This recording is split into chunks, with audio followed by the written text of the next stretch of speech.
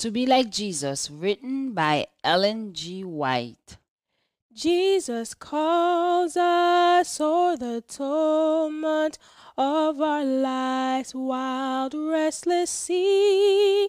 Day by day his sweet voice soundeth, saying, Christian, follow me.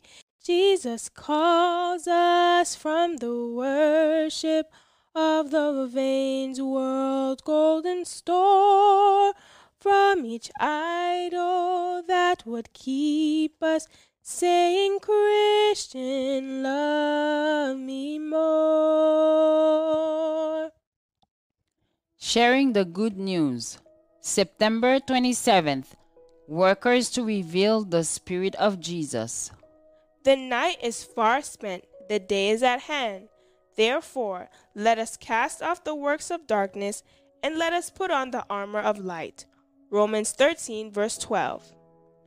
After most earnest effort have been made to bring the truth before those whom God has entrusted with large responsibilities, be not discouraged if they reject it. Truth was rejected in the days of Christ. Be sure to maintain the dignity of the work, well-ordered plans, and a godly conversation. Never be afraid of elevating the standards too high. The families who engage in this missionary work should come close to hearts. The Spirit of Jesus should pervade the souls of the workers, for it is the pleasant, sympathetic words, the manifestation of disinterested love for the souls that will break down the barriers of pride and selfishness and show to the unbelievers that we have the love of Christ, and then the truth will find its way to their hearts. This is our work and the fulfilling of God's plans. All coarseness and roughness must be purged from us. Courtesy, refinement, and the Christian politeness must be cherished. Guard against being abrupt and blunt. Do not regard such peculiarities as virtues, for God does not so regard them. But seek in all things not to offend those who are not of our faith. Never make the most objectionable features of our faith stand out prominently.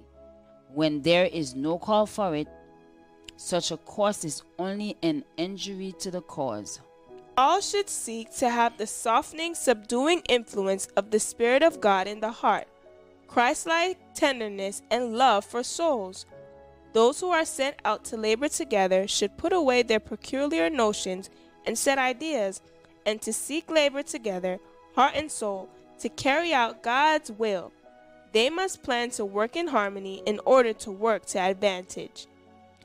We want more, much more of the Spirit of Christ, and less, much less of self and of the peculiarities of character, which build up a wall to keep us apart from our fellow beings. We can do much to break down these barriers by revealing the graces of Christ in our lives. Jesus has been trusting his goods to the church, age after age.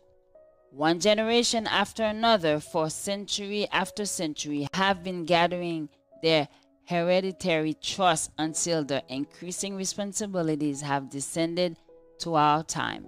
We want to be clothed not in our own garments, but in the whole armor of Christ's righteousness.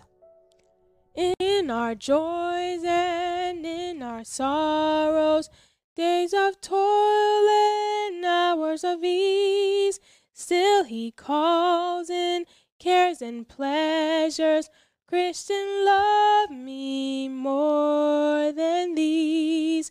Jesus calls us by thy mercies, Savior, may we hear thy call. Give our hearts to thine obedience, serve and love thee best of all.